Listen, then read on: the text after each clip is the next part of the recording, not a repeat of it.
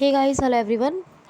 कैसे हैं आप लोग? और थोड़ा सा कोल्ड हो गया है मुझे, आपको मेरी वॉइस चेंज नज़र आ रही होगी। तो मौसम का असर है, गर्मी बहुत ज़्यादा पड़ रही थी, आपको तो पता ही है। थोड़ी बहुत बारिश हुई तो उसकी वजह से कोल्ड हो गया है। तो खैर, आज है 15 जुलाई 2021।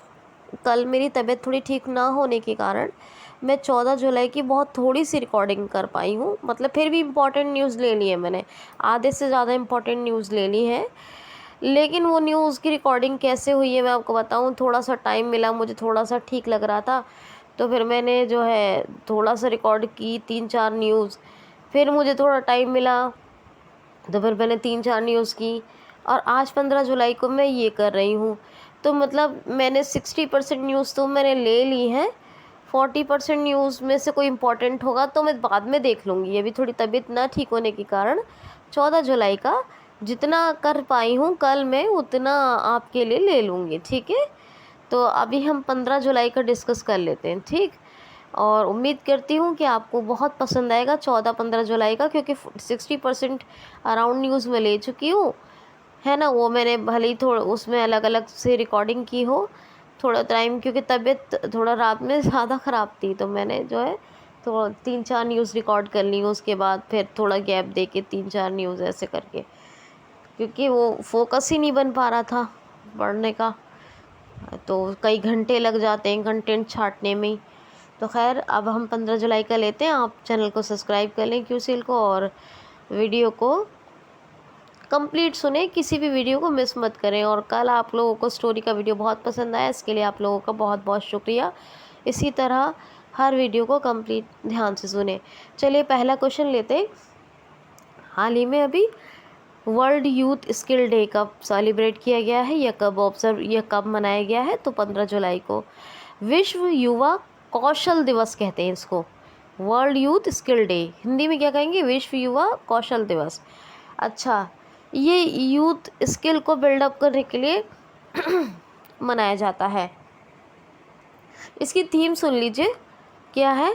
तो ये है स्किल, हाँ यह है, देखिए सुनिए, यूथ स्किल पोस्ट पैंडमिक। क्या है? Youth skill post pandemic. बस पोस्ट पैंडमिक याद रखिएगा, तो यूथ स्किल तो आपको खुद ही याद रहेगा। तो इसके लिए थीम रखी गई है। ये जो है संयुक्त राष्ट्र महासभा का जो दिसंबर 2014 का एक डिसीजन, मतलब प्रस्ताव, ये बातचीत हुई थी, चर्चा हुई थी, उसके बाद ये शुरू किया गया था। तो ये लगभग 6th एनिवर्सरी है जो है वर्ल्ड स्किल यूथ के लिए। जो वर्ल्ड स्किल यूथ डे मनाया जा रहा है, इसकी 6th एनिवर्सरी है, ठीक है। 14 में तो डिक्लेयर ही हुआ, तो 15, 16, 17, 18, 19, 20, हाँ 15 में इसकी शुरुआत हुई थी। 12 6th है ये। तो मेरे ख्याल से 15, 16, 17, 18, 19, 20, 21, 7 हो रही हैं। लेकिन ये 2016 में मनाना शुरू किया होगा, क्योंकि मैंने खुद पढ़ा है न्यूज़पेपर में 6th एनिवर्सरी है। तो 16, 17, 18, 19, 20, 21, इस बात में 100% श्योर हूँ कि 15 में तो शुरू हो गया था ये सब कुछ, लेकिन 16 में ये वर्ल्ड स्किल यूथ डे मनाना, मतलब इस संयुक्त राष्ट्र महासभा के प्रस्ताव पे यह चर्चा के बाद ही शुरू किया गया था। उसकी तो ये 6th ही एनिवर्सरी है, ठीक है।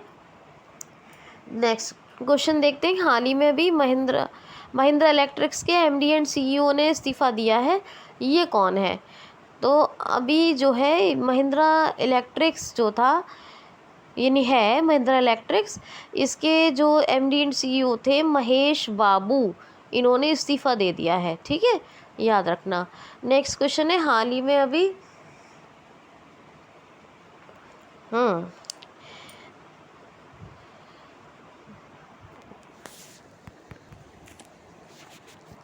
राष्ट्रीय क्वेश्चन क्या है? राष्ट्रीय फॉरेंसिक विश्व एक मिनट राष्ट्रीय फॉरेंसिक साइंस यूनिवर्सिटी या राष्ट्रीय फॉरेंसिक विज्ञान विश्वविद्यालय में एक उत्कृष्टता केंद्र खोला जा रहा है। ये कहाँ स्थापित होगा?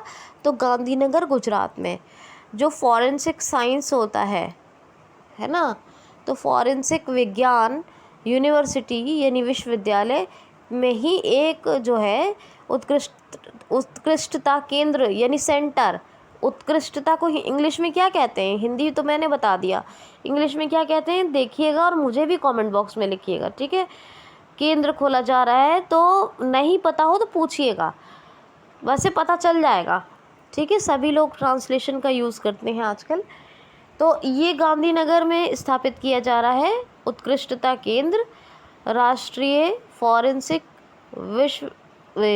राष्ट्रीय फॉरेंसिक विज्ञान विश्वविद्यालय में।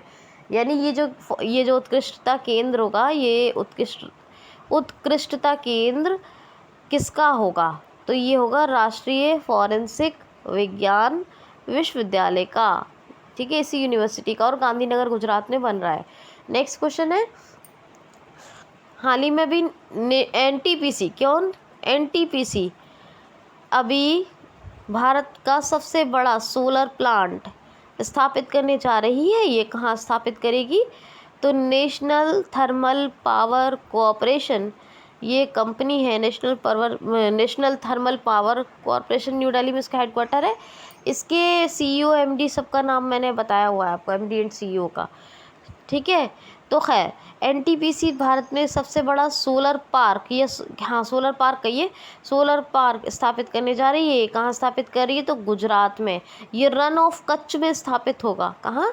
रन ऑफ कच्छ में।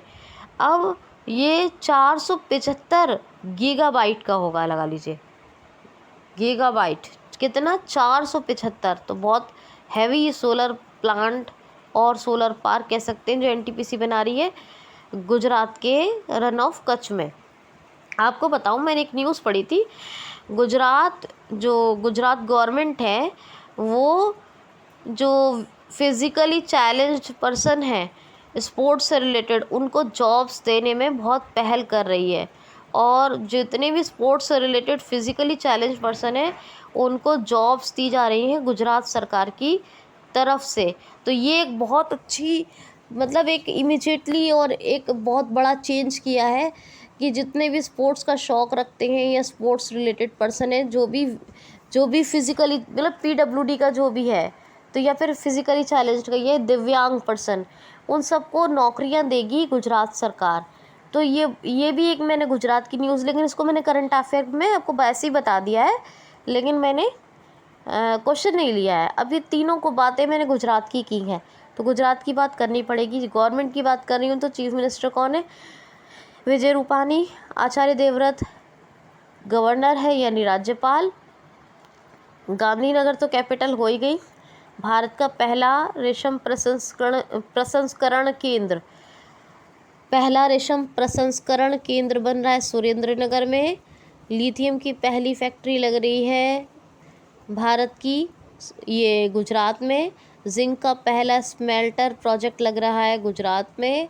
मुख्यमंत्री महिला उत्कर्ष योजना और किसान सूर्योदय योजना, ये दोनों चल रही हैं गुजरात में। गिरनार रोपवे का उद्घाटन हुआ गुजरात में। द्वारका गुजरात के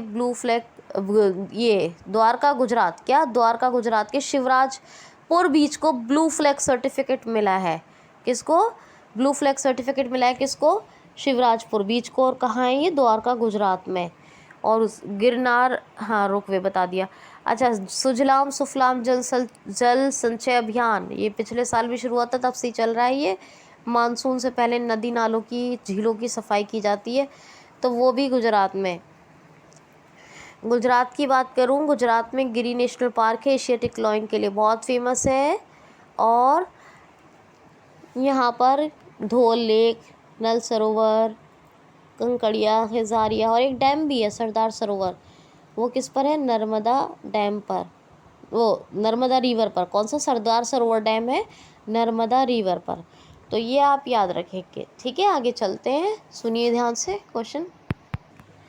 अच्छा, एक क्वेश्चन ये भी आ सकता है कि ये जो उत्कृष्टता केंद्र को जो स्थापित किया गया है गांधीनगर गुजरात में, इसका उद्घाटन किसने किया है? तो होम मिनिस्टर अमित शाह ने किया है। क्वेश्चन लेने से पहले बता दे रही हूँ, है ना। नेक्स्ट क्वेश्चन, तो इसका जो फॉरेंसिक साइंस यूनिवर्सिटी का जो उत्कृष्टता केंद्र बना है, इसका उद्घाटन होम मिनिस्टर अमित शाह ने किया है। ये भी आ सकता है क्वेश्चन, ठीक है। नेक्स्ट क्वेश्चन है, हाल ही में अभी हमारे विदेश मंत्री एस जयशंकर ने महात्मा गांधी जी की प्रतिमा का एक अनावरण किया है, यानी महात्मा गांधी जी की एक प्रतिमा का अनावरण किया। ये कहाँ किया है? तो जॉर्जिया में।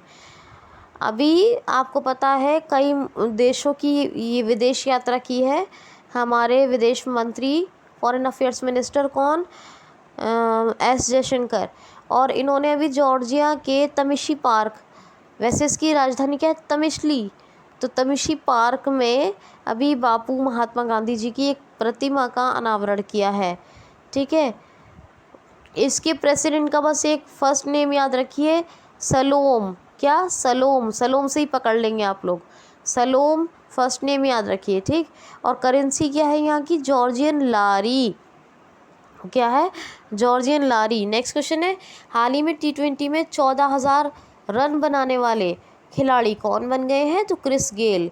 जी हाँ, क्रिस गेल ने रिकॉर्ड बना लिया है कि T20 में अब इन्होंने 14,000 रन बनाए हैं। नेक्स्ट क्वेश्चन है, हाल ही में अभी डॉल्फिन अनुसंधान केंद्र, भारत का पहला डॉल्फिन अनुसंधान केंद्र, भारत का पहला डॉल्फिन अनुसंधान केंद्र कहाँ स्थापित किया जा रहा है? तो पटना में, बिहार की राजधानी है पटना। पटना में पट्टा यूनिवर्सिटी के द्वारा गंगा किनारे पर स्थापित किया जा रहा है भारत का पहला डॉल्फिन अनुसंधान केंद्र। बात समझ में आ गई होगी। नेक्स्ट क्वेश्चन है, हाल ही में पॉल ऑर्नीडॉर्फ का निधन हो गया। ये कौन थे? तो ये WWE के बहुत फेमस पहलवान थे, पॉल ऑर्नीडॉर्फ। तो पॉल ऑर्नी याद रखिए, पॉल ऑर्नी ये WWE के पहलवान थे और अभी इनका निधन हो गया है, ये आप याद रखेंगे। और ये जो पॉल ऑर्नीडॉर्फ है ना, पॉल ऑर्नीडॉर्फ, ये जो WWE के पहलवान, इनको एक और बात कहते हैं जो मैं बताना भूल गई आपको, मिस्टर वंडरफुल। इनको एक नाम से जाना जाता है, मिस्टर वंडरफुल, पॉल ऑर्नीडॉर्फ को। नेक्स्ट क्वेश्चन है, हाल ही में भी किस देश ने अपने देश भारत के साथ एक हाइड्रो इलेक्ट्रिकल पावर प्रोजेक्ट के लिए, यानी जल विद्युत परियोजना के लिए, हाइड्रो इलेक्ट्रिकल पावर प्रोजेक्ट के लिए $1.3 बिलियन का समझौता किया है? तो नेपाल ने एक अपने देश भारत के साथ हाइड्रो इलेक्ट्रिकल पावर प्रोजेक्ट के लिए समझौता किया है। 679 मेगावाट की ये जल विद्युत परियोजना होगी और इसके लिए अपने देश भारत के साथ नेपाल ने समझौता किया है। नेपाल के प्रधानमंत्री ये शेर बहादुर देवा 5वीं बार बने हैं। विद्या देवी भंडारी कौन है? प्रेसिडेंट है। काठमांडू कैपिटल है, नेपाली रुपया करेंसी है। नेक्स्ट क्वेश्चन है, हाल ही में भी किस राज्य सरकार ने अपने छात्रों या नागरिकों को स्थानीय छात्रों या नागरिकों को 50% का आरक्षण प्रदान करने की घोषणा की है? तो तेलंगाना राज्य सरकार ने, जो तेलंगाना के आदिवासी छात्र हैं या आदिवासी नागरिक हैं, उनको 50% का जॉब्स में रिजर्वेशन मिलेगा, यानी नौकरियों में आरक्षण मिलेगा। ये घोषणा किसकी है? तेलंगाना राज्य सरकार। सब कुछ बताती हूँ, है ना। चाहे इसके चीफ जस्टिस का नाम है प्रेसिडेंट का, और प्रेसिडेंट नहीं, गवर्नर, माफ़ कीजिए, गवर्नर का, चीफ मिनिस्टर का अभी नहीं बता रही हूँ। बस capital Hyderabad creative city of gastronomy के नाम से जानी जाती है। और त्यौहार बता रही हूँ क्योंकि इसके जो सारे टाइगर रिजर्व और सब इसके नेशनल पार्क तो बताती हूँ, वो रिवाइज़ कर लीजिए मेरे पुराने वीडियो से। त्यौहार बता रही हूँ, देखिए, बतुकम्मा, नागो जात्रा, कानुमा, रायथू बंधु और रायथू वेदिका, ये 5 त्यौहार हैं जो यहाँ मनाए जाते हैं। बाकी मैंने आपको सब कुछ इसकी चीफ जस्टिस और तमिलसाई सौंदरराजन और बाकी चंद्रशेखर राव और सारा कुछ और कंवल अमरावती सब बता ही दिया मैंने। अब तो कंवल अमरावती ये टाइगर रिजर्व है और जो है मृगावड़ी, महावीर हरि वनस्थली और कासु ब्रह्मानंद रेड्डी, ये क्या है, ये सब नेशनल पार्क हैं। तो सभी बता दिया, फिर भी के चंद्रशेखर राव चीफ मिनिस्टर हैं। मैं सोच रही थी रिवाइज कर ले। ठीक है, चलिए। क्वेश्चन है, हाल ही में टोक्यो ओलंपिक्स में जिम्नास्टिक प्रतियोगिता यानी कंपटीशन को जज करने वाले पहले भारतीय कौन बने हैं? तो दीपक काबरा। यही टोक्यो ओलंपिक में अभी जिम्नास्टिक चैम्पियनशिप, ये इस कंपटीशन को जज करेंगे। नेक्स्ट क्वेश्चन है, हाँ नेक्स्ट क्वेश्चन सुन लीजिए। नेक्स्ट क्वेश्चन है, हाल ही में अभी किस राज्य ने भूमिहीन किसानों का 590 करोड़ रुपए की माफ़ी करने की घोषणा की है? तो 590 करोड़ रुपए का लोन माफ़ करेगा। कौन सा स्टेट? मगर उन कृषकों को, उन कृषक या उन किसानों का जो भूमिहीन है, जो जिनके पास लैंड नहीं है। तो पंजाब ने घोषणा की है, जो भूमिहीन किसान है उनका 590 करोड़ रुपए का लोन माफ़ कर दिया जाएगा। इसके सारे फैक्ट्स बताए मैंने, थोड़ा जल्दी कर रही हूँ मैं, है ना, तो फैक्ट्स नहीं बता रही हूँ। फैक्ट्स आप किसी और वीडियो में फिर बताऊँगी, या पुराने सभी वीडियोज़ में बताए हुए हैं, और रिवाइज कर लीजिएगा, देखते रहा करें पुराने वीडियोज़ भी। तो क्वेश्चन है, हाल ही में अभी फोक आईवियर, हाँ फोक आईवियर कंपनी है, इसकी ब्रांड एम्बेसडर अभी कौन बनी है? तो तापसी पन्नू। ये फोक आईवियर, ये नी लेंस, ग्लास, सन ग्लासेस वगैरह वगैरह चीज़ें बनाती है। आईवियर इसीलिए कहा गया है, आईवियर की ही कंपनी है फोक, और इसी ने अभी तापसी पन्नू को ब्रांड एम्बेसडर अपॉइंट किया है। नेक्स्ट क्वेश्चन है, हाल ही में भारत का सबसे बड़ा EV charging station, electric vehicles charging station कहाँ स्थापित हो रहा है? तो नवी मुंबई, ये महाराष्ट्र में। ये एक कंपनी है मैजेंडा, जिसका लक्ष्य है 2022 तक भारत में 4000 ईवी चार्जिंग स्टेशन खोलना। उसी के तहत ये सबसे बड़ा ईवी चार्जिंग स्टेशन खोल रही है मुंबई में। अब आप लोग 14 की न्यूज़ सुनिए। ठीक है, मैं 14 का डिस्कस करना शुरू करती हूँ। ये था 15 का इम्पॉर्टेंट डिस्कस करना, यानी मैंने रिकॉर्ड करके रखा हुआ है थोड़ा सा, वो मैं यहाँ पर आपको सुनवाती हूँ। सुनिए, मेरा बनाया हुआ सेशन कल का है, लेकिन 60% न्यूज़ मैंने डिस्कस की हैं, तो वो इम्पॉर्टेंट 60% सुन लीजिए। 40% जो रह गया उसमें से कुछ इम्पॉर्टेंट देख के मैं कर दूँगी। Hey guys, hello everyone. 14 जुलाई 2021 का करंट अफेयर सुनिए, ध्यान से सुनिए। It's me Bushra. पहला क्वेश्चन लेते हैं। हाल ही में अभी हमारे विदेश मंत्री एस जयशंकर किस देश की 2 दिवसीय आधिकारिक यात्रा पर, यानी 2 डेज ऑफिशियल विजिट पर गए हैं? तो हमारे फॉरेन अफेयर्स मिनिस्टर हैं एस जयशंकर, और ये गए हैं तजाकिस्तान की आधिकारिक यात्रा यानी ऑफिशियल विजिट पर। क्यों गए हैं? क्योंकि एससीओ का सम्मेलन है, एससीओ की मीटिंग है, शंघाई कोऑपरेशन ऑर्गेनाइजेशन की, उसी में भाग लेने के लिए गए हैं। इमोमाली रहमान, ये प्रेसिडेंट ऑफ तजाकिस्तान है। दुशानवे, ये इसकी कैपिटल है, और तजाकिस्तानी सोम ये करेंसी है। याद कर लीजिएगा, कंफ्यूज हो जाता है इन देशों में इंसान। नेक्स्ट क्वेश्चन है, हाल ही में अभी भीम ऐप की स्वीकृति को सक्षम कौन सा देश करेगा? तो भूटान। जी हाँ, NPCI, national payment corporation of India, जो भीम ऐप है, सरकारी है वैसे तो, इसके क्यूआर कोड को अब एक्सेप्ट करेगा भूटान, और इसीलिए इसने रॉयल मॉनेटरी एसोसिएशन के साथ भी समझौता कर लिया है, याद रखना। ठीक है, और भूटान अब भीम ऐप की स्वीकृति को सक्षम करेगा। भूटान की बात है, भूटान की कैपिटल है थिम्पू, और नगरलोतुम ये करेंसी है, और लुटई तसेरे कौन है? लुटई तसेरे ये यहाँ के प्रेसिडेंट हैं। नेक्स्ट क्वेश्चन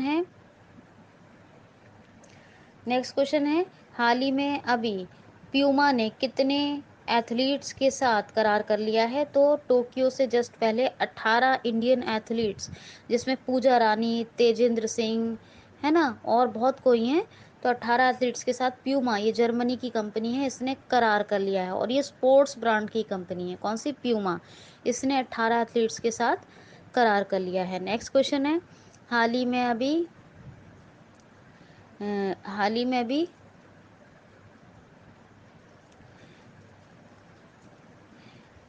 हेमलू हाथी अभयारण्य के क्षेत्रफल में किस राज्य ने कटौती की है?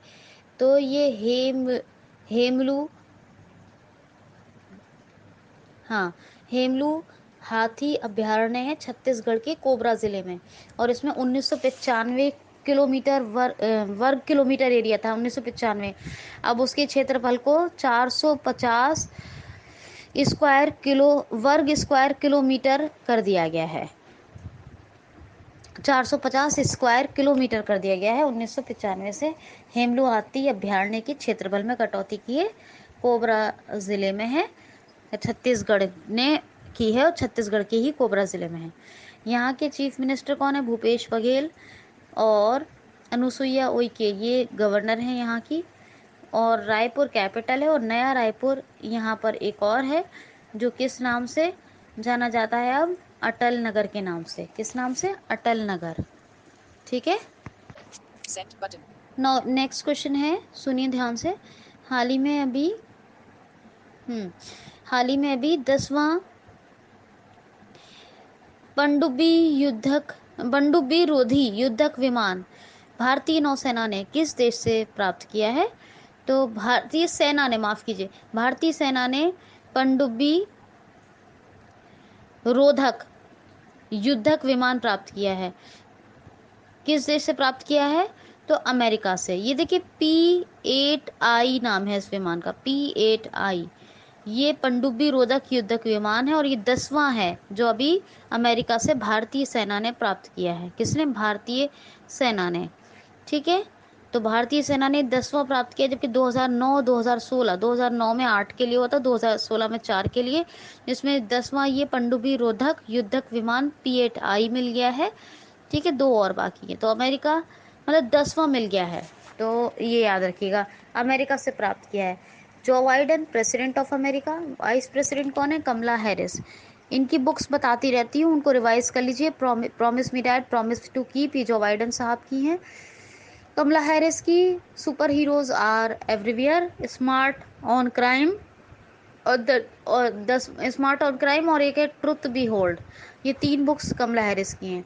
अमेरिका ने ओपन स्काई ट्रीटी को छोड़ दिया, WHO से ऑफिशियल रिलेशन ख़त्म कर दिए, और अमेरिका ने, ये दोनों बात हो गई, और एक राष्ट्रीय स्मारक सुरक्षा बिल को पास किया। तो ये बात याद रखिएगा। नेक्स्ट क्वेश्चन है, हाल ही में अभी किस आईआईटी ने आलू की बीमारी पता लगाने के लिए एक एप्लीकेशन विकसित किया है? तो आईआईटी मंडी ने केंद्रीय आलू संस्थान शिमला के सहयोग से अभी जो है आईआईटी मंडी ने एक आलू की बीमारी पता लगाने के लिए ऐप डेवलप किया है। इसके पत्तों का पिक लेके डालेंगे तो आलू की बीमारी का पता लगा सकते हैं। तो किसने डेवलप किया है आलू की बीमारी पता लगाने के लिए ऐप? आईआईटी मंडी ने, और केंद्रीय आलू शिमला संस्थान के सहयोग से। हिमाचल प्रदेश में है ये दोनों ही, याद रखना। ठीक, नेक्स्ट क्वेश्चन है, हाल ही में ICC player of the June month किसको घोषित किया गया है? आईसीसी ने अभी ICC player of the June month किसको घोषित किया है? तो पुरुष कैटेगरी में देखेंगे तो देवोन कॉनवे, ये न्यूजीलैंड के खिलाड़ी हैं, और महिला कैटेगरी में देखेंगे तो सोफी एंगलेस्टोन, ये इंग्लैंड की खिलाड़ी हैं। यानी कि इंटरनेशनल क्रिकेट काउंसिल ने अभी player of the June month घोषित किए हैं। तो पुरुषों की कैटेगरी में किया है देवोन कॉनवे, ये न्यूजीलैंड के प्लेयर हैं, और महिलाओं की कैटेगरी में जो player of the June month घोषित किया है वो कौन है? सोफी एंगलेस्टोन, इंग्लैंड की हैं। कौन है? सोफी एंगलेस्टोन, इंग्लैंड की खिलाड़ी। और पुरुष खिलाड़ी जो player of the June month घोषित हुए हैं वो देवोन कॉनवे, वो न्यूजीलैंड के प्लेयर हैं। आईसीसी की बात है, इंटरनेशनल क्रिकेट काउंसिल, ये इसकी फुल फॉर्म बताई दी। 1909 में स्थापना हुई, दुबई में हेडक्वार्टर है। ठीक है, नेक्स्ट क्वेश्चन है, यशपाल शर्मा का निधन हो गया। ये कौन है? यशपाल शर्मा, ये एक खिलाड़ी थे, प्रसिद्ध खिलाड़ी। और यशपाल शर्मा ये प्रसिद्ध खिलाड़ी तो थे ही, लेकिन इन्होंने इंडिया को 1983 में जो वर्ल्ड कप मिला था उसमें बहुत ही हेल्पफुल काम किया था। तो काफ़ी बेहतरीन खिलाड़ी थे यशपाल यशपाल शर्मा, और इनका अभी निधन हो गया। तो ये आप याद रखिएगा।